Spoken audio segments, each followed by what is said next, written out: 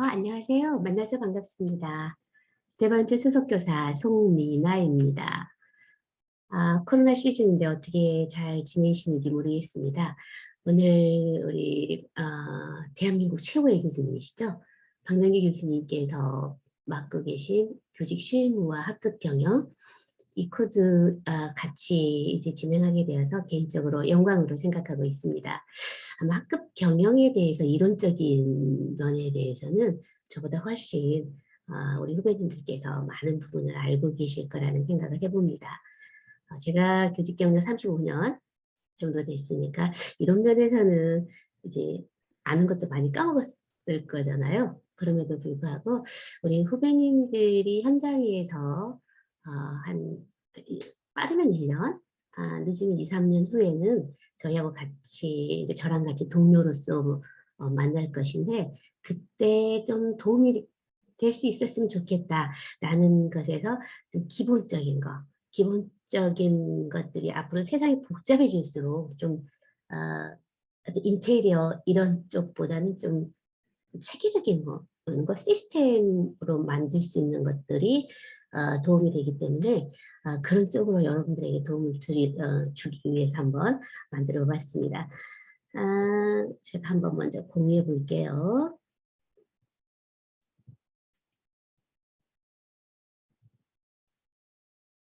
잘 보이시나 모르겠습니다.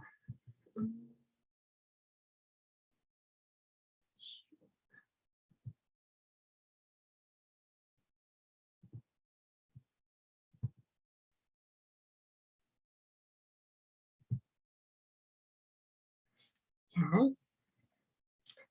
오늘 주제는요. 학급 경영의 기본 문법. 제가 좋아하는 단어이기도 합니다. 문법이라는 거, 기본이라고 하는 거. 어쩌면은 그 창의적이라고 하는 것에 대한 그 반대 생각으로 여러분들이 생각하실 수도 있어요. 근데 창의성이라고 하는 것 자체가 기본이 탄탄하지 않는 상태에서는 어떤 창의적인 학급 경영도 어, 운영할 수 없을 정도는 아니겠지만 좀 더 힘들지 않을까라는 생각에서 기본 문법이 탄탄한 상황에서 학급 경영이 이루어졌으면 좋겠다. 그래서 송민아가 생각할 때 학급 경영의 기본 문법으로는 세 가지 것을 골라봤어요. 키워드로 어떤 창의성을 기를 수 있는 학급 경영이 되겠는가. 그리고 인성을 길러줄 수 있는 학급 경영, 그리고 무엇보다도 그 방법의 궁극이라고 할 수 있는 학생 주도성을 기르는 교사 역량, 이 부분에 대해서 여러분들하고 같이 한번 말씀 나눠보도록 하겠습니다. 먼저 여러분의 선배 수석교사 송민아를 소개합니다. 쭉 읽어보시면은 35년 동안에 수석교사가 되기 이전에는 교사 역할로서 고객이 학생만 고객이었어요. 근데 수석교사가 되면은 고객이 층이 많이 확보가 돼요. 교사애들 지원하는 거, 교사의 교수연구 활동을 지원하는 직무가 주어지고, 그 다음에 또 이제 교사처럼 교사의 수업과는 약간 정체성이 다른 것이긴 한데 질관리 수업, 교육과정의 그 진도 나가는 수업이 아니라 교육과정의 질을 관리해주는 성격이 약간 다른 수업의 코드죠. 그 수업을 지원해주고 있고 또 이제 학부모 부모 교육 이런 부분들을 보조 업무로서 지원하고 있습니다. 여러분하고 여러분이 관심이 가는 어떤 경력이라고 한다면은 초등교사 임용 후보자 논술평가위원으로서 여러분 아마 나중에 임용 시험 보실 때 관련된 일을 조금 했었고요. 제가 현장에 나와서는 영어과로서 한 97년에 초등 영어가 들어갔으니까 그 후로 그때부터 현장에서는 영어과를 전공을 했었어요. 선생님이 교대 다닐 때는 영어과가 없었어요. 저는 그 교육학과 나왔습니다. 박남희 교수님도 지금 우리 최고의 교육학과 교수님 맞으시죠? 이런 일들을 제가 했었고 지금 현재는 대반초 수석교사로 있고 광주 초등 수석교사 회장 맡고 있고요. K에두 교원연합 광주 지부장 임원 맡고 있습니다. 자, 그다음 넘어가 볼게요. 오늘 말씀드릴 그 순서는 컨텐츠가 첫 번째 현장 학급 경영의 실태. 잠깐 어떤 실태가 이렇게 있구나 하고 한번 스캔 살짝 해보고 그 다음에 학급 경영의 기본 문법이라고 할 수 있는 제가 선배 입장으로서 송문화 나름대로 6가지 정도의 어떤 역량들이 있었으면 좋겠다. 기본적으로 이것에 대해서 인테리어가 너무 많았을 경우는 어떤 컨텐츠를 고르더라도 그것의 주관적인 것을 뛸 수밖에 없기 때문에 그렇게 많이 있었을 때는 차라리 기본에 집중하자라는 그 생각으로 기본 문법 6가지 역량이 어떤 것일까. 그리고 앞으로 이제 계속해서 사회는 진화될 것이고 우리 교사 또한 그 시대적 요구에 따라서 갖춰야 할 역량이 코드가 조금 달라질 거예요. 그래서 교사로서의 학급 경영에 필요한 미래 역량 간단하게 한번 말씀드려 보도록 하겠습니다. 2022 현장의 학급 경영 실태. 제가 골랐던 것은 다양성만 너무 편향되어 있고 그 다음에 결핍되어 있는 것은 전문성과 체계성이 부재된 현장이라고 제가 정리를 한번 해봤어요. 다양성에 대한 가치가 굉장히 많이 활성화되면서 그거 어느 한쪽이 그 풍선 효과처럼 이런 그거 있잖아요. 그거 자체가 너무 커지니까 상대적으로 다양성과 전문성이 서로 그 배타적 관계로 현장에서 잘못 오개념이 이제 설정이 됐었어요. 그러니까 전문성은 별로 중요하지 않게 돼버렸고 전문성하고 맞춰서 같이 두 개의 키워드로 돌아다니는 것 자체가 전문성은 체계적이잖아요. 근데 이 전문성과 체계성이 동시에 붕괴가 되면서 지금 현장에서는 다양성 천국 이런 학급 경영뿐만이 아니라 그 교단 문화가 이쪽으로 조금 치우쳐 있다라는 말씀을 제가 먼저 드려볼게요. 다 켜놓고 한번 해보겠습니다. 학급 경영의 중요성이라고 하는 것은 이제 교수님하고 같이 이론적으로 많이 들으셨을 거예요. 학생의 잠재적인 능력을 개발하고 인격 형성에 중요한 영향을 미치는 것이 학급 경영의 어떤 중요성. 그럼 학급 경영에서 아까 제가 말씀드렸듯이 어떤 전문성이나 체계성이 같이 갖고 갔을 때 학급 경영이 어떤 효과를 발휘할 수 있는데 그것이 무너지고 나다 보니까 그 효율적으로 운영하는 길잡이 역할 자체가 부재된 상태예요. 지금 우리 후배님들께서 학급 경영에 대한 전문 이론을 어쩌면 현장 선배님들보다 여러분들이 더 많은 이론적인 것들을 무장을 하시고 계셨을 거라는 생각을 제가 지금 이걸 준비하면서 한번 해보게 됐어요. 현장하고 지금 우리 후배님하고 같이 이렇게 비교를 해보니까 현장보다 훨씬 이론적으로 무장이 되신 후배들이다. 이런 생각을 제가 이제 나름 결론을 내렸고, 이제 그 학급 경영에 있어서 관점에 보시면은, 수업을 경영하는 거, 행동을 경영하는 거, 아이들 행동, 그거를 통제하면서 어떻게 민주적으로 통제할 것인가. 그리고 수업 경영과 행동 경영을 효율적으로 운영하기 위해서 그 주위에 있는 환경을 어떻게 지원하고 이 전체를 통합할 것인가라는 그런 관점이고, 그리고 이제 그거를 조금 더 내려봤을 때 어떤 활동들이 이제 있을 거예요. 그랬을 경우에 제가 크게 기초, 기본, 환경, 평가 이런 활동을 하나로 묶어봤고 그 다음에 핵심 활동으로 학생을 이제 경영하는 거겠죠. 학생에 대한 학생 관리, 학생을 어떻게 운영할 것인가, 그 다음에 학부모를 어떻게 관리할 것인가, 학부모 관계에서 요즘에 문제가 되고 문제라기보다도 안 해봤던 이런 관계들 있잖아요. 언어가 통하지 않는 거, 문화가 전혀 다르는 거. 그때 초창기 때의 다문화 이런 정책 같으면은 뭐 다름을 조금 인정하고 어떤 타 문화에 대해서 이렇게 배타하지 않고 이런 정도의 다문화 정책이었다면은 지금 현장에 지금 2022년 이때 저희가 지금 속민화가 당하고 있는 다문화 정책 같은 경우는 아예 말 자체가 되지 않는 학생들이 한 반에 한 6, 7명씩 앉아있다라는 이런 생각을 한번 해보십시오.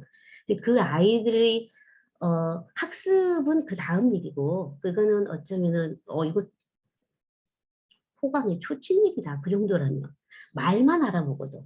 근데 그 말 자체를 못 알아먹은 상황에서 학습이 과연 이루어질까?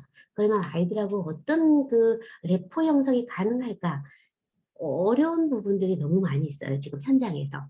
지금 현재 2022년에도 학부모 관계랄지 학생의 관계랄지 학급 내에서 이루어지고 있는 다양한 그 문제 하나가 터져도 다중적으로 엮어서 터지지 하나로 터지는 문제는 아니기 때문에 이런 현장이 상황에 처해 있는 상황에서 이 학급 경영을 할 때 이제 네 가지로 담임이 어떤 그 민주적으로 운영할 것이냐, 독재로 운영할 것이냐, 권위적이냐, 방임적이냐, 이제 학급 경영에 대한 기본적인 마인드가 이렇게 세팅이 돼 있잖아요. 근데 이 학급 경영이 중요한 이유가 교육 개혁을 한다고 했을 때 어떤 관념이나 이론적으로 이루어지는 것이 아니라 교실에서 학생하고 같이 이루어지는 그 자체, 교실 개혁 자체가 이루어지지 않으면 어떤 교육 개혁도 성공할 수 없다라는 거. 그래서 학급 경영이 최소한의 학교 단위에서 관리 그 경영단이잖아요. 그래서 중요성, 이건 너무 중요하다라는 것은 우리 후배님들도 너무 잘 알고 계실 거라고 믿어요. 근데 학급 경영 계획이 지금 학교 자체 내에서 우리 여러분들 선배님들은 그 말 자체 용어가 없어요. 학급 경영이 뭐지? 이 말 자체가 어느 순간부터 사라져 버렸어요. 근데 경영을 하지 않는 상황에서 학급이 잘 이루어질까? 학급이 어느 1년 동안에 어떤 세팅했었던 목표를 가지고 달려야 되는데 계획 자체가 없는 상황에서 그렇다면 뭐만 이루어지고 있다라는 생각이 드실 것 같아요. 교육과정의 운영, 교육과정에 대한 편성, 그 운영만 어느 한쪽으로 치우쳐서 달리고 있다. 어떻게 본다면은 그 낱개의 그 통합적인 것은 없는 상태에서 그러면 내가 오늘 이 한 차시 수업을 진행하면서 교육과정이 운영되는 것을 수업이라고 하잖아요. 근데 이 수업이 운영되어 있는 목적이 없어요. 큰 비전이 있을 거 아니에요. 학급 경영에 대한 계획을 세웠다면은 이런 부재된 상황에서 수업이 운영되고 있다라고 봤을 때, 이거 약간의 그 뭔가 많이 개선의 여지가 필요하다. 우리 후배님께서 내일 당장 학교 현장에 나와봤을 경우에 이게 학급 경영 계획 자체가 없는 상태에서 수업이 제대로 이루어질 수 있을까? 생활 지도가 제대로 이루어질 수 있을까? 어떤 환경 지원이 이게 그 통합적으로 이루어지고 있는 어떤 체계성이 있고 도달하고자 하는 포인트가 없는 상황에서 어째 백화점식으로 나열식 활동은 너무 많이 하는데 수업에서도 마찬가지로 활동은 너무 많이 하는데 그거 자체를 하나로 묶어주는 통합적 기준이 없다고 하는 이게 지금 우리 광주뿐만이 아니라는 생각은 들어요. 전체적으로 뭐가 없다? 학급 경영에 대한 큰 그 그림이 없다. 그럼에도 불구하고 이제 뭐만 치우쳐 있다. 아까 제가 말씀드렸듯이 맨 처음에 말씀드렸듯이 다양성에 대한 거, 다양성도 수업 방법적인 거, 테크니컬적인 다양한 수업 기술이나 이런 부분에만 치우쳐 있기 때문에 그 큰 그림을 가지고 어떤 철학적으로 접근해서 이걸 이렇게 그 퍼즐을 이렇게 맞춰 봤을 때 안 맞는 부분들이 참 너무 많다. 이런 생각을 좀 이제 현장이 지금 이렇게 돼 있구나 생각해 보시고 같이 가보셨으면 좋겠습니다.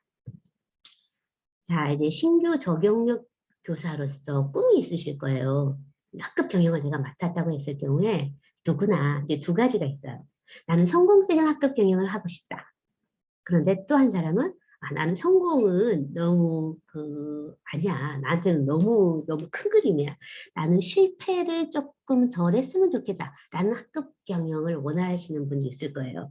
근데 이제 경력이 쌓이면은 성공적으로 가요. 성공적인 단어를 쓰고 싶은데 신규 적용력 이제 초보잖아요. 초보가 성공적인 드라이브를 운전을 할 때 초보 운전자가 오늘도 사고나 좀 안 났으면 좋겠다. 이런 마인드잖아요. 그럼 어쩌면 여러분들도 지금 이 상태에 있어서 내가 학급 경영을 한다면 나는 학급 경영을 조금 실패를 좀 덜 해봤으면 좋겠다. 라는 그 마인드. 그게 훨씬 더 본인이 부담이 덜 가지지 않을까라는 생각을 해봅니다. 두 가지를 한번 생각해 보도록 오마이갓 할게요.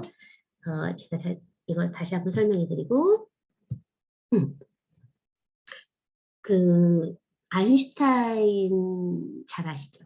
그리고 링컨 잘 아시죠? 아인슈타인이 그 천재의 유명한 말을 했던 것 중에 나에게 세상을 구할 수 있는 단 1시간이 주어진다면 55분은 문제를 정의하는 것에 사용하고 나머지 5분은 그 문제를 푸는 데 쓸 것이다 라는 유명한 말을 남겼어요. 그럼 이 아인슈타인이 하는 우리에게 던져주는 그것에 대한 교훈은 뭐냐? 질문의 중요성. 내가 어떤 학급 경영에 있어서 그리고 저는 초짜잖아요. 일단 초짜였을 경우에 나는 무슨 질문이든지 던져야 한다. 근데 그 질문을 던졌을 경우에는 반드시 어떤 사람만 질문을 던질 수가 있다. 문제의식을 느낀 사람만 질문을 던질 수가 있다. 본인 스스로 내가 학급 경영에 있어서 잘 되고 있는가 안 되고 있는가에 대한 끊임없는 어떤 알아차림이 있어야 되겠죠. 뭐가 잘 안 되네? 그거를 문제의식으로 가져오는가? 1번. 문제의식을 가져왔다고 했을 경우에 나는 거기에 어떤 질문을 던질 수 있겠는가? 그 질문을 던지고 문제 정의를 하는데 55분을 쓴다는 거예요. 그 천재가 55분을 쓴다고? 근데 우리는 거의 뭐부터 나간다. 문제 정의하지 않고 결과부터 바로 찍는다. 그랬을 경우에 실패할 확률은 더 많다. 그래서 문제의식을 어떤 질문, 문제의식을 갖는데 55분에 옳은 문제 정의를 하는데 55분을 쓰시라고. 이런 이제 우리 초보로서 가져야 될 거, 그 태도에 대한 거 하나 말씀드려줬고, 그다음에 링컨 대통령이 한 말 중에 이런 게 있었대요. 나에게 나무를 베일 시간이 8시간이 주어진다면 그 중에 6시간은 도끼를 가는데 쓰겠다. 이 말은 무엇에 대한 중요성? 처음에 아인슈타인은 문제 제기에서 문제를 옳게 정의하는데 다양한 하나의 문제를 가지고 이 사람은 A로 정의하고 저 사람은 B로 정리하고 그 사람은 C로 정리하고 이렇게 됐을 경우에 그 중에서 가장 원인을 처방할 수 있는 것을 내릴 수 있는 사람들이 있잖아요. 어떤 사람은 증상을 처방하고 어떤 사람은 원인을 처방했을 경우에 어떤 사람이 훨씬 더 단계가 빠르겠어요. 근본적인 원인을 처방할 수 있는 문제 정의를 해야 되겠죠. 그렇다면은 그렇게 됐을 때 문제 정의를 했다 하더라도 뭐가 없다면 그 문제를 처방하는 데 필요한 본인 스스로의 피나는 노력과 준비가 되지 않는 상황에서는 어떤 것도 그냥 공연불에 지나지 않을 것이다. 그래서 우리 후배님들에게 선배 교사로서 주문 이런 것을 조금 갖춰 주셨으면 좋겠다. 현장에 나오시기 전에 두 가지.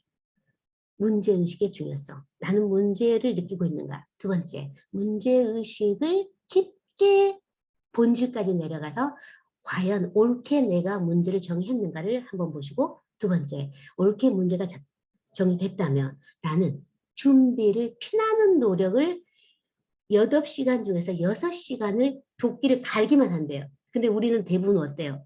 그냥 들고 나가죠. 도끼가 날이 섰던지 안 섰던지 그리고 나서 도끼가 날이 안 선 걸로 벤다면 그 나무가 잘 베어지겠어요? 애는 많이 쓰고 노력은 많이 하나 성과가 나지 않는다. 그래서 문제가 정의되고 준비를 8시간, 6시간 동안 준비한다면 훨씬 더 작은 노력으로 큰 성과를 우리는 학급 경영에 대해서 얻을 수가 있겠다. 그게 누구의 이익으로 돌아간다? 교사 자신의 전문성도 향상되고 학생 개인의 성취도도 향상되고 두 마리 토끼를 동시에 잡을 수 있는 것은 문제의식의 중요성과 노력을 해줬으면 좋겠다. 이것에 대한 마인드 꼭 가져주시기 바랍니다. 그리고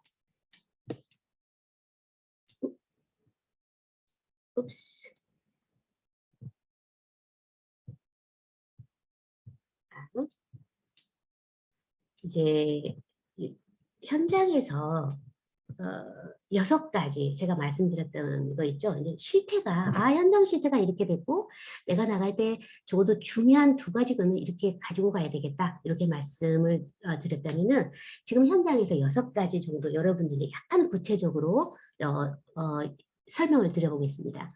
민주적인 학급 경영의 전문성을 갖게 하는데 기본 문법으로는 어떤 것이든지 마찬가지일 것 같아요. 목표가 있느냐 없느냐. 근데 그 목표를 도달하기 위해서 무엇을 어떻게 가지고 그 목표를 도달할 것이냐. 그리고 나서 내가 해봤다고 한다면은 그거를 평가해보고 그 평가에 대해서 자기 반성을 해서 성찰적 사고를 가진 다음에 다시 환류시켜서 한 단계 더 업그레이드 목표를 설정하고 이게 이제 지속 가능한 순환 시스템으로 돌아가는 거겠죠. 근데 민주적인 학급 경영에서 3가지 자유평등 연대가 내반 학급 경영의 어떤 그 학급 문화에 있어서 3대 원칙이라고 했을 때 민주적인 학급 경영을 운영하는데 자유롭고 평등하고 연대의 원칙 이건 기본이라고 다 아시고 있을 것 같아요. 이걸 말씀드리고 싶은 것이 아니라 이것을 안다 하더라도 나는 진짜 알고 있는 건가 착각하고 있는 건가 안다고 하는 착각을 하고 있는 건가 진짜로 알고 있는 건가라는 아는 역량이 제대로 된 아는 역량인가에 대한 것을 갖춰주셨으면 좋겠다.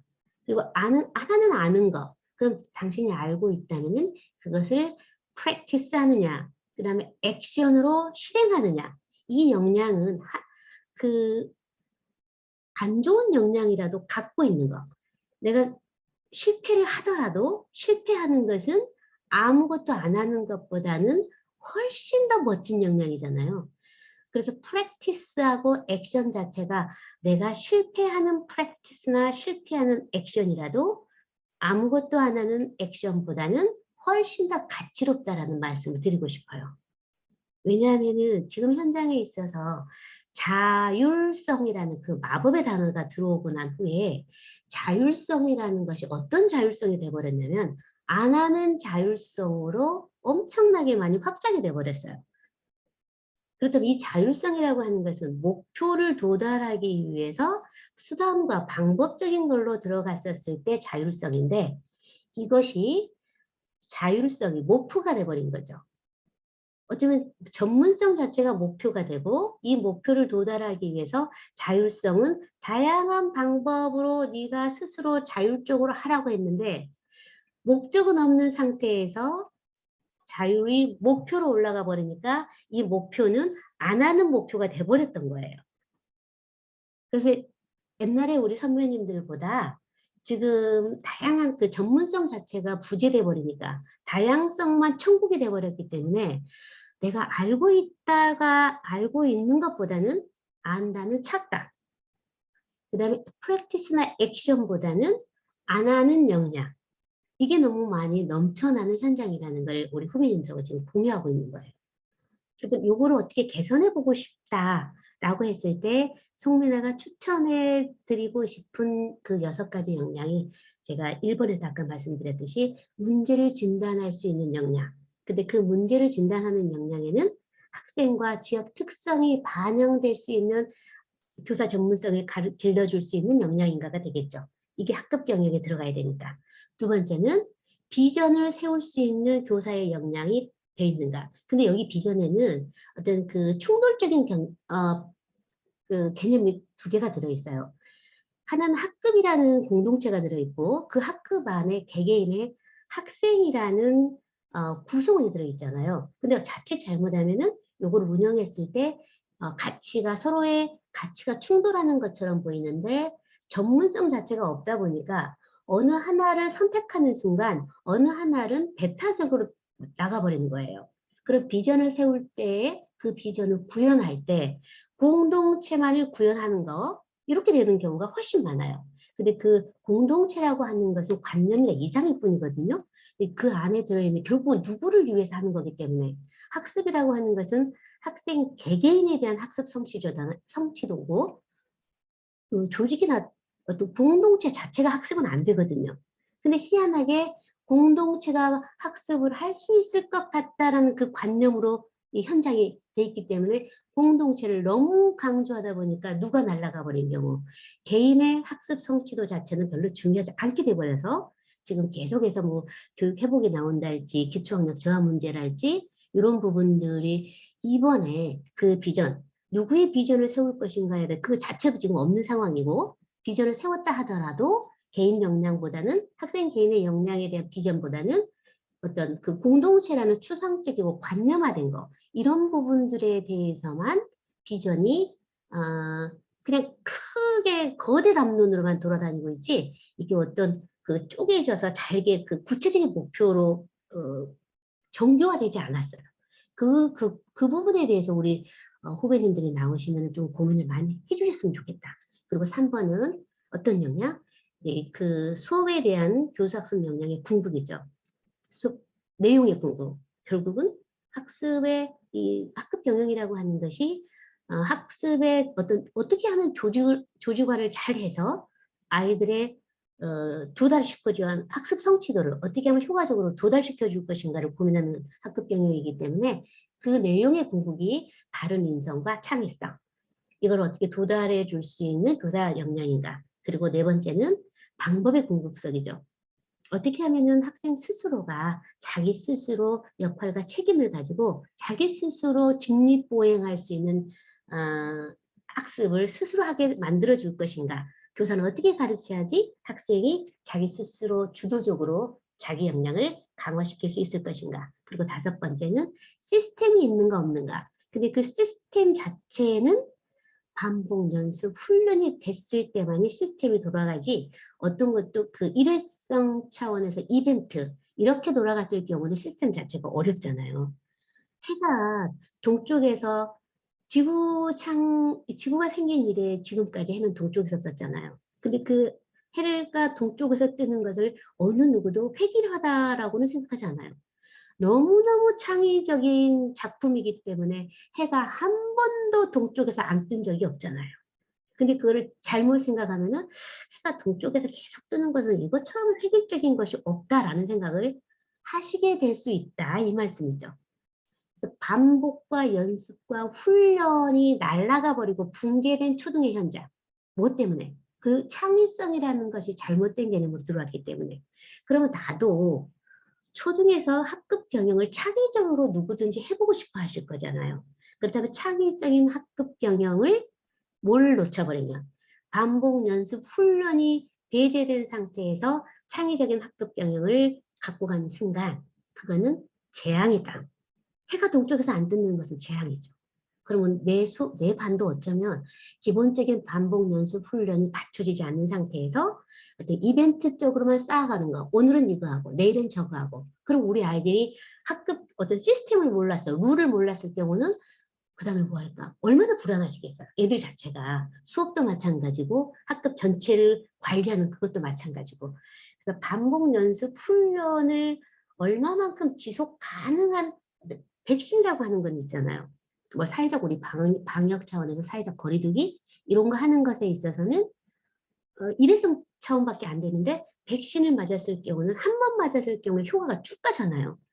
그랬을 경우에 나의 학급 경영 시스템도 창의적이 이전에 창의성이 어쩌면 반복 연습 훈련에 의해서 일정 정도의 일반성을 획득하고 그 일반화된 상태에서 일도각을 틀었을 경우에 창의적인 것이 나오지 맨땅에 헤딩했을 때 창의적인 것은 그건 엉뚱한 것이고 어떤 효과적인 면이라고는 생각할 수 없다.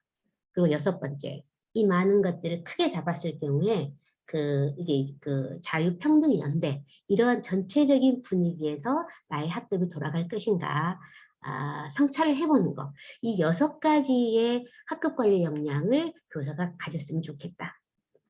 학급 경영의 성패는 우리 지금 학교에서 지금 현장에서는 비전이 없어요. 비전 자체를 고민하잖아요. 근데 분명히 2015 기존교육과정에서 비전 자체가 있잖아요. 바른 인성을 가진 창의융합형 인재. 어떤 인간상이 있음에도 불구하고 학급을 운영하는 담임선생님께서 당신은 올 한 해 1년 동안에 여러분의 반을 어떤 아이로 기르고 싶어요? 라는 인간상이 없어요. 인간상이 없는 상태에서 수업을 진행한다는 것은 무슨 애를 기르고 싶은지도 모르는 상태에서 수업을 가르친다는 게 이게 엇박자가 나름에도 불구하고 그냥 가르친다라고 하는 것은 교사 마인드에 봤을 때, 아, 이 사람이 비전이 없는 상태에서 학급 경영이 하고 있구나. 굉장히 많이 지쳐요. 스스로가. 그래서 그 비전이라는 것을 추상적인 비전에서 그 다음에 이거를 조금 더 구체화시켜서 목표화시키고 그 목표를 조금 더 정교화시켜서 촘촘하고 구체적으로 학급 내기로 만들 수 있는 그런 절차적인 어떤 그 확대나 축소 이런 개념들이 체계적으로 되는 학급이 생각보다 현장에는 안 보인다. 제가 발령받았을 경우는 지금보다 훨씬 나았어요. 그 학급 경영 계획이라는 것을 그 기한을 했었기 때문에. 근데 기한했냐 안 했냐 이게 중요한 문제가 아니라 교사 스스로 철학으로 봤을 때 나는 경영자구나. 학급을 관리하는 관리자로서 그 관리에 맞는 전문 역량을 가져야겠다라는 그 마인드가 날아가 버린 현장에 지금 현장에 있어서는 우리 아이들이 어쩌면 교사들이 그 많은 애를 쓰고도 그 자기가 노력 투자에 비해서 자기가 원하는 인재를 인간상을 길러내지 못하고 있다라는 생각, 이런 생각을 하고 있어요, 지금. 첫 번째 5개를 조금 좀 빠른 속도로 한번 여러분들하고 진단해 보겠습니다. 첫 번째 학급 경영 1번 진단 역량. 처음에 아까 제가 말씀드렸잖아요. 증상이냐 원인이냐. 어떤 전문성에 따라서 깊이 문제를 옳게 정의하느냐. 거기에 따라서 어떤 사람은 진단으로 가고 어떤 사람은 다시 봐버렸어요. 진단으로 가고 어떤 사람은 2개 넘어가 버렸네. 증상을 처방하고 어떤 사람은 원인을 처방하고 이렇게 된다고 생각합니다. 문제를 진단을 하실 때 본인이 아마추어는 본인이 보고 싶은 대로 보는 거죠. 근데 프로는 보이는 대로 본다. 보이는 대로 본다고 하는 것은 그 문제의 원인이 어디에 있는가를 깊이 성찰하면서 옳게 문제를 정의한다고 하는 거죠. 근데 그러지 않았을 경우는 학급에서 문제가 학생들의 한 20명 정도 됐을 경우에 각각의 다른 본인들이 자라온 배경도 다르고 알고 있는 어떤 배경적 지식도 다르고 하기 때문에 문제들이 끊임없이 일어나는데 그 문제가 끊임없이 일어났을 경우에 서로 피로도가 너무 높아요. 그럼 학급 경영이나 관리라고 했을 경우는 그 피로도를 줄이는 거겠죠. 옳은 방향으로, 바람직한 방향으로. 그런데 문제를 처방을 했는데도 동일한 문제가 계속 반복이 되는 거죠. 그럼 깊이 더 생각해야죠.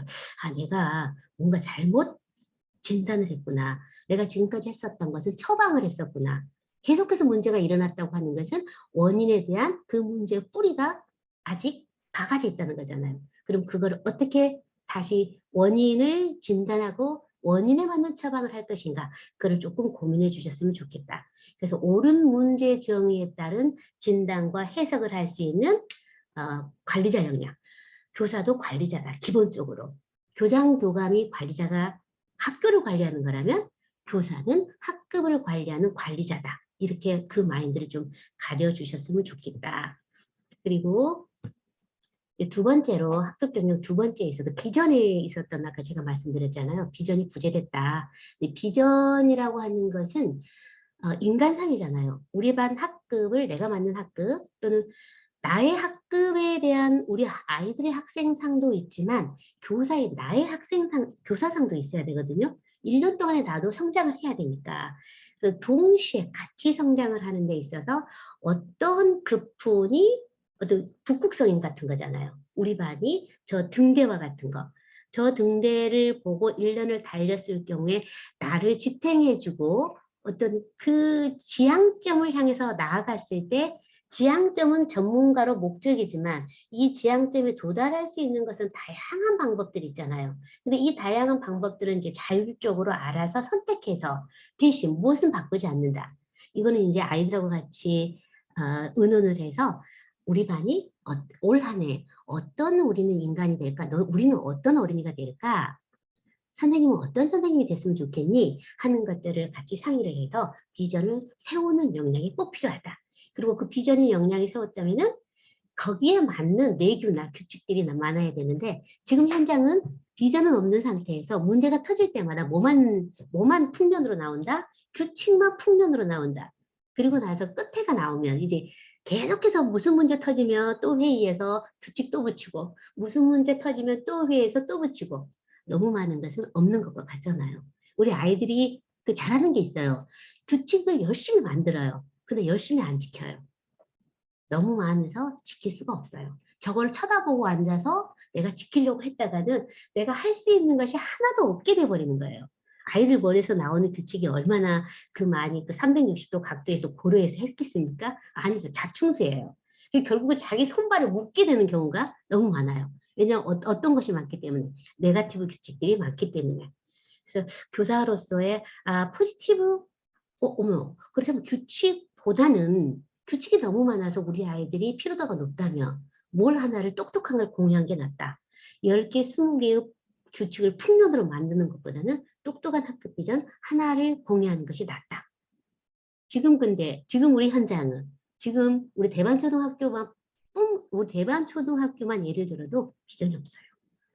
궁금한 게 후배 다음 선생님이 이제 2차시 동영상에는 여러분 3년차 선배님하고 같이 학급 경영했던 거 이제 실제 사례 이걸 가지고 같이 이야기를 나눌 건데 그 물었어요.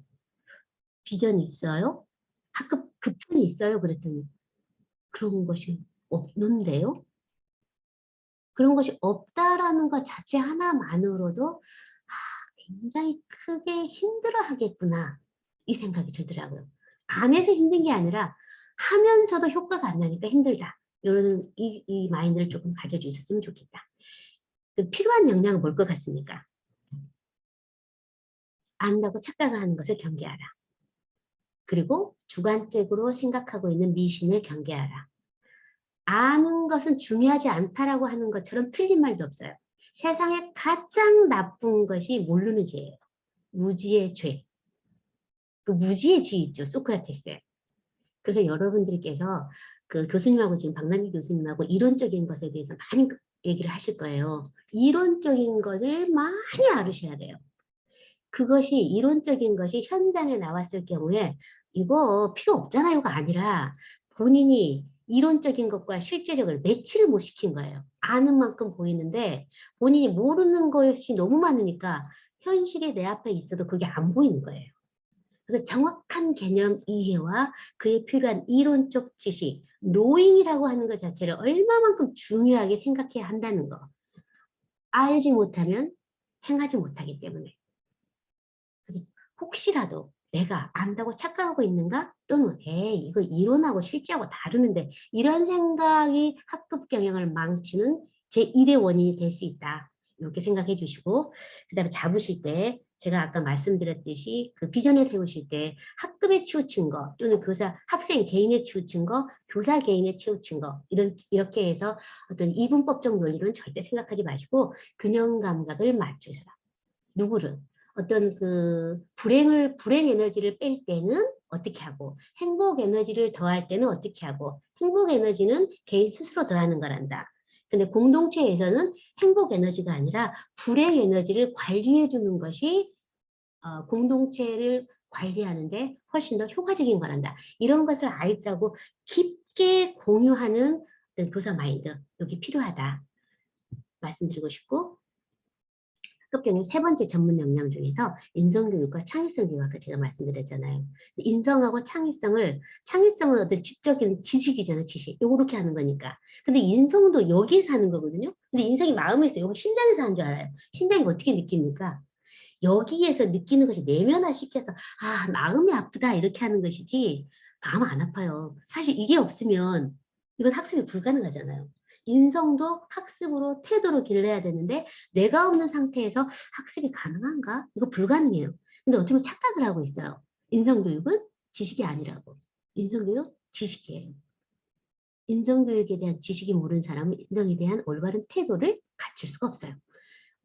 그 창의적 지식이라고 하는 것이 뇌가 쓰는 어떤 부위가 다를 뿐이잖아요.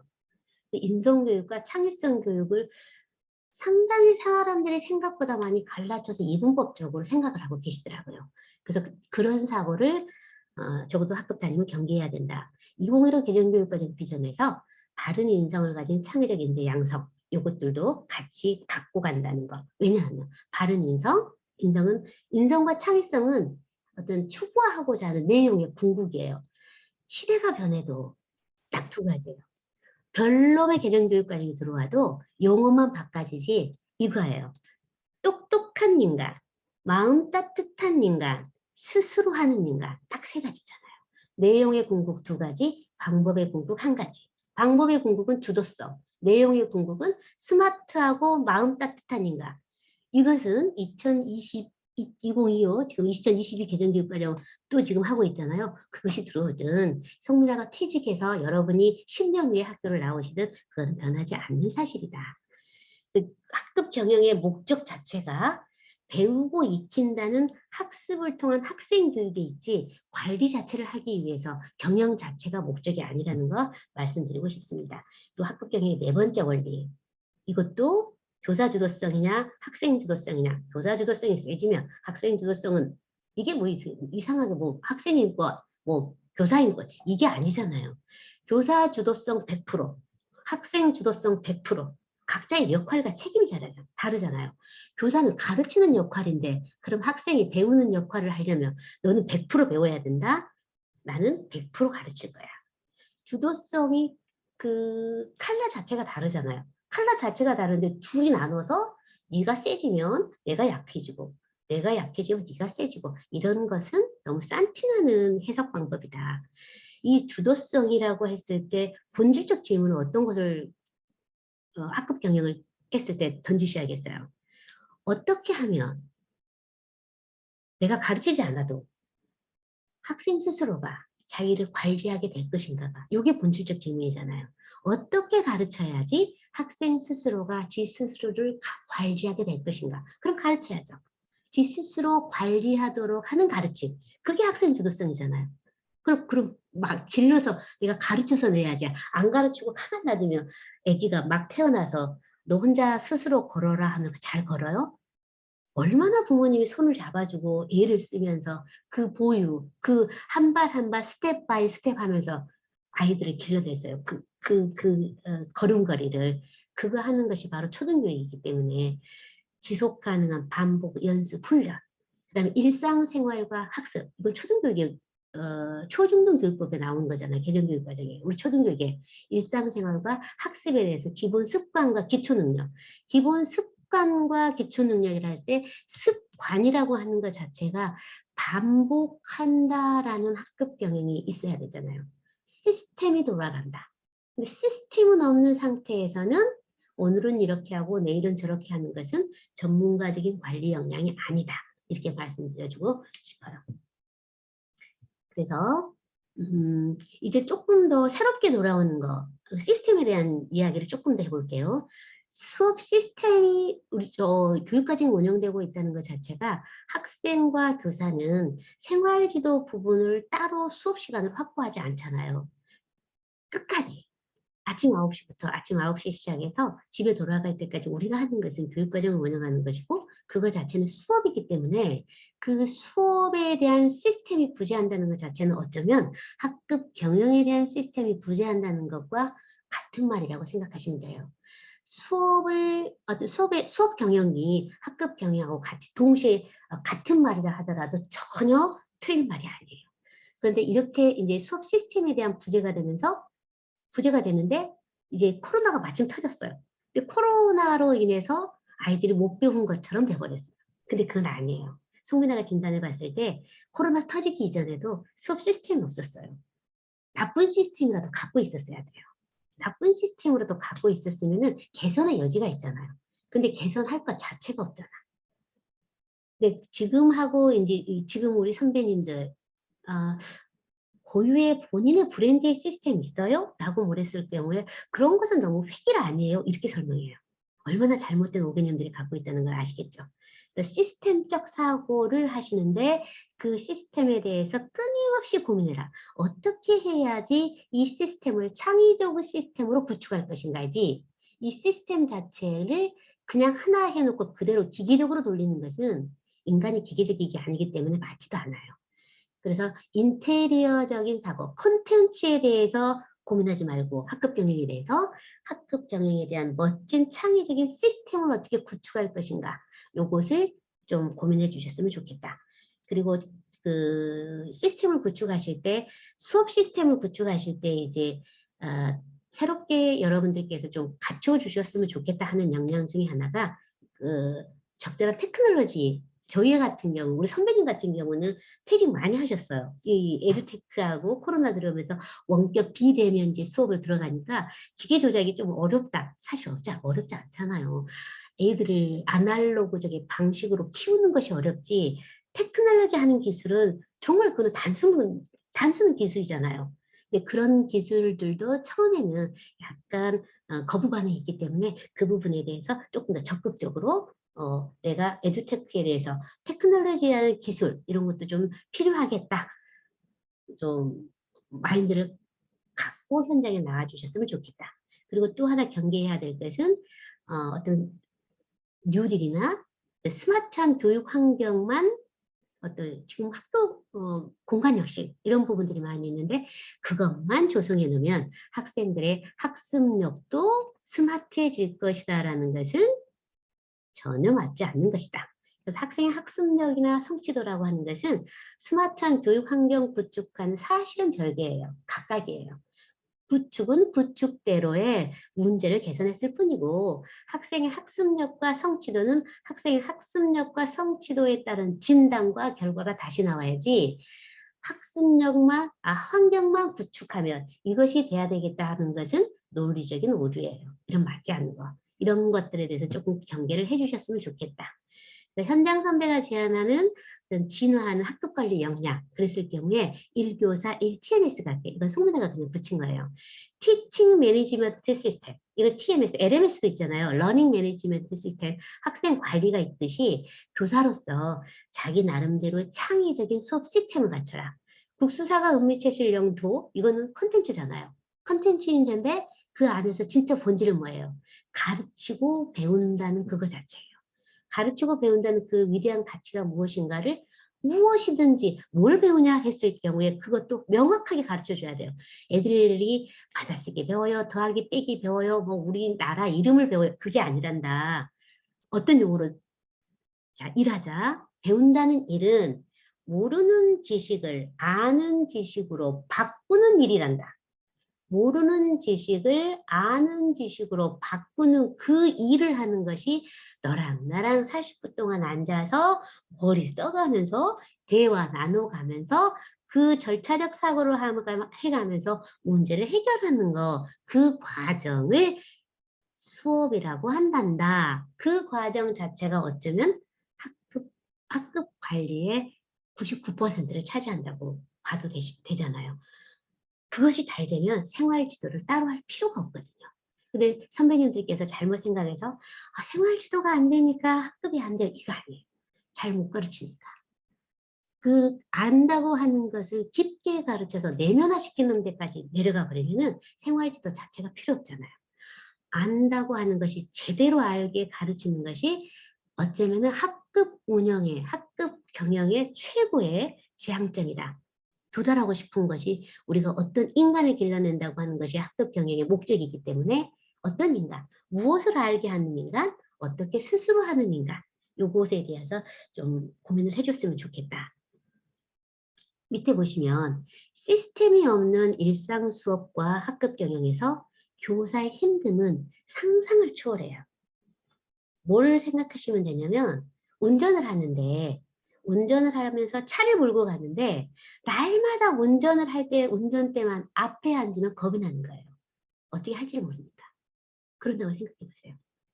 운전하는 시스템 자체가 내가 갖고 있지 않다면 그거하고 똑같은 거죠. 우리 아이들이 배우는 방법을 모르는 상태에서 오늘은 또 우리 선생님이 어떻게 가르칠 거지? 그 다음에 내가 예상을 할 수가 없는 거야, 우리 아이들이. 오늘 저 문제를 봤을 때 이 문제를 그 다음에는 어떻게 해결하고 그 다음에 어떻게 하고 그 해결하는 절차적 사고에 대한 트레이닝 자체를 받아본 적이 없어요. 우리 아이들이. 그 아이들이 그냥 교사는 시키면 시킨 대로 했어. 야, 뛰지 말랬잖아. 이것도 교사가 할 수 있는 너무 싼티나는 말이잖아요. 교사의 로봇을 기르는 게 내가 할 일이 아니잖아요. 선택은 학생이 하는 거니까. 그 선택은 네가 하는 거란다. 선생님이 아무리 열심히 가르쳐도 내가 너의 인생을 책임져 줄 수 없는 거다. 이거잖아요. 학급 경영을 통해서. 그럼 네가 선택을 하고 네가 책임을 지는데 그 책임조차도 네가 선택할 수 있는 거란다. 네가 선택과 책임은 같이 가는 거. 근데 우리는 뭐 교사 입장에서 대부분 여러분 선배들이 이렇게 말해요. 뛰지 마. 근데 뛰지 말라고 했을 때 제가 안 뛰었을 경우는 그렇게 했다고 치더라도 나는 걔를 인생을 책임져 줄 수 없어요. 걔 행위에 대해서. 네가 책임을 져야 된다. 그럼 교사가 해줄 수 있는 건 학급 경영을 통해서 네가 네 스스로 바람직한 사고를 하고 그 바람직한 사고에 의해서 행동을 선택하도록 하고 그 행동을 선택한 것에 대해서 책임을 지도록 하는 거. 이거는 배우는 것도 마찬가지잖아요. 그 시스템 자체를 아이들에게 머릿속으로 반복해서 훈련해서 연습시켜 주지는 않고 그냥 교사의 내 말을 따라라 하는 학급 경영 자체는 굉장히 민주적이지도 않고 협력적이지도 않고 선진화된 모습 같지도 않더라. 근데 이분 항상 민주적이더라. 학급 경영은. 어쩌면 그 시스템 자체가 있다 없다는 교직 만족도 지수를 가장 크게 좌우해요. 교사 입장에서 봤을 때. 그래서 나쁜 시스템이라도 구축하고 운영해라고 송문하는 우리 후배님들에게 얘기해주고 싶어요. 왜? 한 스텝 나아갔잖아요. 없는 것보다 있잖아요. 있다 없다는 10원을 기부했다 하는 것과 아무것도 기부하지 않았다 하는 것은 10원의 차이가 아니에요. 했다 안 했다의 차이예요. 하늘과 땅 차이기 때문에 본인 스스로 시스템이 일단 있어야겠구나. 누구를 위해서? 가르치고 배우는 전문가 입장에서. 그래서 무엇을 계속해서 개선해야 하니까. 내가 갖고 있는 시스템을 계속해서 조금 더 창의적으로 내가 지향하고 있는 우리 아이들을 길러내고자 하는 어떤 인간이 있잖아요. 그 인간. 그 인간에 맞게 이 시스템이 맞게 돌아가고 있냐 없냐. 그걸 계속 체크하면서 결국 시스템을 업그레이드 시키면 우리 아이들이 조금 더 길러내고자 하는 거기에 도달되잖아요. 근데 없는 상태에서는 데이터가 없는 상태하고 똑같은 거죠. 데이터가 없는 상태에서 무슨 연구가 되고 무슨 개선이 되겠습니까? 그 부분에 대해서 시스템에 왜 송민아가 저렇게 올인하면서 중요하게 강조를 하고 있는가. 요즘 다양성이라고 해서 컨텐츠로 많이 가버렸어요. 근데 컨텐츠 하나하나 자체도 어떤 게 필요해요? 하나에 대한 전문성이 필요해요. 그냥 다양해서 널어놔 버리는 것이 문제가 아니라. 컨텐츠를 잡기보다는 일단 뭐부터 잡아라. 집부터 지어라. 집 짓고 나서 그 다음에 들어가는 것이 인테리어지. 컨텐츠는 인테리어잖아요. 근데 인테리어부터 고민하는 거. 엄청난 방법만 고민하는 거죠. 백화점을 지을 생각을 안 하고 뭐부터 한다? 가게부터 그 안에다가 집어넣는 것은 이건 말이 안 되잖아요. 근데 그런 식의 학급 경영이 이루어지고 있다. 좀 고민해 주셨으면 좋겠다. 아까 제가 앞쪽에서 말씀드렸던 것 대부분 나왔던 것 같아요. 민주적이면서도 단호해라. 이런 얘기도 있어요. 부드러운 직선. 직선이 부드러운 곡선일 것 같지만 부드러운 곡선 갖고는 어떤 학급의 장악력이 있어야 돼요. 카리스마. 부드러운 카리스마. 그랬을 때 교육이 가능하거든요. 근데 민주적이라고 했을 경우에 민주적이 갖고 있던 개념적 정의, 단호하다라고 했을 경우에 대부분의 가치가 존재하는 가치가 상호 텐션으로 엮어져 있어요. 민주적이고 단호하고 이게 배타적인 게 아니라 서로 긴장 관계로 묶어져 있기 때문에 그 가치가 갖고 있는 긴장 관계를 어떻게 잘 조화롭게 전문적인 시각을 가지고 풀어낼 것인가 그거를 좀 고민해 주셨으면 좋겠다. 그렇게 했을 때만이 선진화된 민주적인 학급 경영이 가능하고 그 안에 있는 아이들이 책임과 역할 중심의 주인의식의 자치문화, 요즘 자치도 많이 들어오고 있잖아요. 그것도 가능하게 될 것이다. 제가 말씀드리고 싶습니다. 그리고 자유평등연대, 이건 민주적 협력적 학급 경영, 아까 제가 세 가지 원칙이 있어서 모든 가치가 학급 경영에 들어갔을 때 구성원 자체가 내 자유가 커지면 상대적으로 상대방 자유가 침해될 가능성이 크잖아요. 근데 그 자체가 민주주의 역설이라고 하잖아요. 동등한 사람들의 동등한 자유와 평등이 이거 파이는 총 파이는 정해진 상황에서 어느 한쪽이 계속해서 커진다고 하는 것은 상대적으로 나의 자유가 침해됐다고 하는 거잖아요. 그랬을 경우에 그걸 아이들하고 깊이 대화를 주고받아야 되는데 그냥 그 표면적인 것에서 민주주의를 얘기하고 표면적인 것에서 갈등 관리를 얘기하는 것 자체는 끈끈하지가 않아요. 그리고 문제가 터질 때마다 학급이 휘청휘청거려요. 근데 그걸 깊게 공유했을 때 이런 내가 원하는 것을 얻는 것이 아니라 그냥 확실하게 교사는 아이들에게 말하죠. 민주주의란 내가 원하는 것을 다 가질 수가 없는 것이 민주주의란다. 내가 원하는 것을 다 가질 수 있는 것이 민주주의는 아니죠. 누가 보더라도. 근데 그렇게 설명을 하잖아. 자유가 혹시 그런 것처럼. 자유에 대해서 분명하게 책임을 져야 된다는 거. 근데 평등도 그냥 물리적 평등이 아니잖아요. 그랬던 경우에 깊이 좀 공유를 해서 학급 구성원이 선진화된 사고를 가졌을 경우에 문제가 크게 터져도 그 학급은 탄탄하더라. 이거를 이제 같이 공유하고 싶어요. 갈등 관리 역량. 갈등 관리 역량에 있어서 그 8R은 대부분 어떤 창의적 시스템이 학급에서 돌아가고 있느냐 없느냐, 시스템 자체가 없느냐. 두 번째는 갈등 관리 역량이에요. 구성원의 갈등 관리 역량. 근데 이 갈등 관리 역량이 옛날하고는 조금 달리 담임 혼자 해결할 수 있었을 경우는 혼자 가능합니다. 근데 요즘은 문제가 복합적으로 터져요. 문제 자체도, 사안 자체가. 그래서 혼자 해결할 수 있는 경우가 없는 경우도 많이 있어요. 그때 필요한 역량은 뭐일 것 같아요? 학급 관리 역량. 혼자 끙끙 앓는 역량이 아니에요. 생각보다 주위에 그 다중 지원 시스템이라고 해서 구축된 게 많이 있어요. 근데 그걸 잘 활용하시면 돼요. 위센터를 옆에 우리 학교에도 위클래스가 돼 있기 때문에 상담 선생님 지원 요청, 그 다음에 동료 지원 교사 요청, 보건 선생님 요청, 하나의 어떤 학생이 어떤 문제가 됐을 경우라도 이 문제 하나가 하나의 문제로 일어나지 않기 때문에 다양하게 있기 때문에 이것도 풀 수 있는 것도 어떤 다중적 지원으로 문제를 해결해야 한다. 요 생각을 갖고 계셔서 내가 혼자 못 풀어서 내 역량이 부족하나 이런 고민을 절대 하실 필요 없다. 도와주세요라고 요청하는 것만 잘하셔도 큰 역량 중에 하나다. 조금 더 힘을 덜 수가 있다. 말씀드리고 싶고요. 이제 미래 역량, 세 번째 파트로 이러이러한 역량들이 앞으로 지금까지 필요한데 앞으로 더 사회가 진화되고 내가 현장에서 한 40년 동안 이 교직을 달릴 때 어떤 식으로 좀 변화될까 제 생각이에요. 이제 다문화는 조금 더 크게 확산될 거예요. 자체가 당군 신화 이거 자체가 우리 단일 민족 요거 자체가 당군 신화적 얘기가 돼버렸잖아요.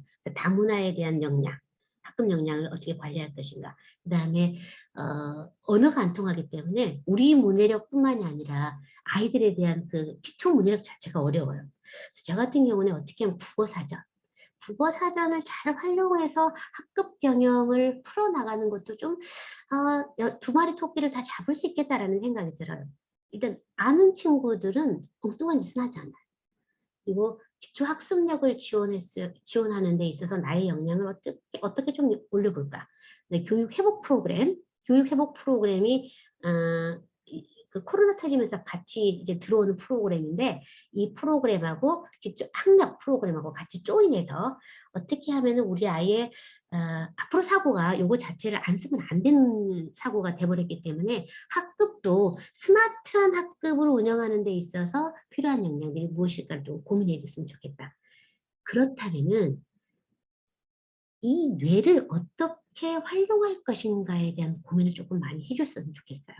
뇌교육에 대한 교사로서의 어떤 체계적인 공부를 조금 할 필요가 있겠다. 그리고 에듀테크나 원격 수업에 대한 학급 경영, 그리고 또 이제 부모 교육, 특히 우리 신규 적용자 선생님들께서 어려워하신 부분들이 이 부모 교육인데, 그건 다음 시간에 이제 부모 교육에 대해서 어떻게 하면은 조금 더 교사로서의 전문 역량을 가지고 학부모님들을 같이 맞이할 것인가라는 것에 대한 팁도 같이 얘기해 보도록 하겠습니다. 그리고 앞으로 시대가 변할수록 똑같은 역량으로 커져야 할 것은 뭘 것 같아요? 디지털이 커질수록 아날로그도 같이 커져야 돼요.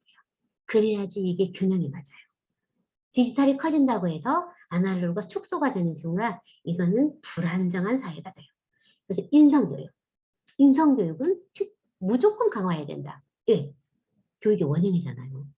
인간의 인격을 도야시켜주는 거. 내가 학급 경영을 잘하게 되면 아이들 스스로가 자기 스스로 안정된 자기 삶을 찾아갈 수 있도록 바람직한 인성을 가진 인간으로 기를 수 있다. 이 말씀을 드리고 싶어요. 자, 미래교육의 키워드, 디지털, 인공지능, 그 다음 스크린 정보. 우리 오프라인에서 얻는 것보다도 온라인에서 갖고 가는 정보들이 훨씬 많이 등장하고 있잖아요.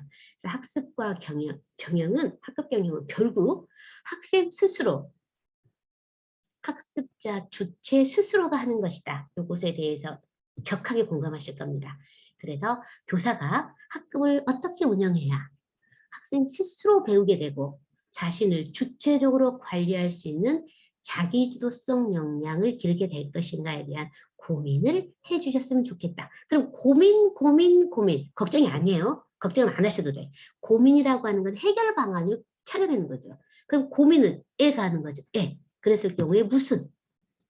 이거 해야 되겠죠. 인간은 애는 사고력 자체에 대해서 뇌교육을 생각보다 앞으로 우리가 이 분야에 대해서 공부를 많이 해야 되겠다. 스마트한 따뜻한 뇌, 스마트하면서도 따뜻한 뇌. 이거 자체가 어떻게 하면 초인지적인 전략으로서 메타커그니션 전략을 아이들 스스로에게 심어줄 수 있는 학급 경영이 무엇일까 고민이 좀 해줬으면 좋겠다라는 생각을 해봅니다. 시대가 변해도 초등학급 경영의 핵심은 반복 훈련 중심. 일단 뭘 생각하시라? 아이가 태어났을 때 날르기부터 하지 않는다. 나로가 우주를 가더라도 뱃속에서 태어난 아기는 인간이 태어난다. 500년, 600년, 700년, 1000년 전에 태어난 그 아이가 태어난다. 나로에서 나는 아이가 태어나지 않는다. 이해되시죠? 그래서 반복 훈련 중심의 바른 인성을 가진 태도 교육과 그다음에 창의성의 기초가 되는 기초 지식, 그다음에 스스로 하는 자기주도성 습득을 위한 학급 경영을 고민해 주셨으면 좋겠다. 앞으로 어떤 스마트한 교사의 머리에서 여러분들 저는 저도 대한민국의 1, 2, 3% 안에 드는 최고의 인재들입니다. 그 최고의 인재가 창의성을 갖고 있다가 거기다 플러스해서 초인지적인 역량의 따뜻한 마음까지를 길러낼 수 있는 학급 경영이라면 대한민국은 제가 볼 때는 천하무적이 되지 않을까 싶어요. 제가 30분짜리로 이걸 한번 해보려고 했는데 거의 여러분들하고 같이 몇 시간을 어떻게 되는지 모르겠습니다. 아마 교수님께서 이거 너무 많으면 좀 쪼개가지고 2번, 3번 시간 좀 나눠주셔서 우리 후배님들이 머리 아파요 이렇게 하면 좀 도와주시기 부탁드립니다. 이거 끝나고 나서 이제 그 두 번째 차시로는 오늘 약간의 이제 이것들이 현장에서 우리 선배가 3주자 선배가 이런 식으로 같이 했었구나 하는 그 사례 중심으로 해서 여러분들과 같이 만나보도록 하겠습니다. 같은 시간에 얼마를 했는지는 잘 모르겠어요. 질문도 받아보면 좋겠긴 하지만 좀 이렇게 같이 우리 대면으로 이렇게 직접적으로 만나는 경우 있을 테니까 그때 같이 오늘 못한 얘기 나누도록 하겠습니다. 만나서 반가웠고요. 조금 더 생각해보는 시간, 스마트한 미래 인재 광주교육에 여러분들을 응원합니다. 감사합니다. 고맙습니다.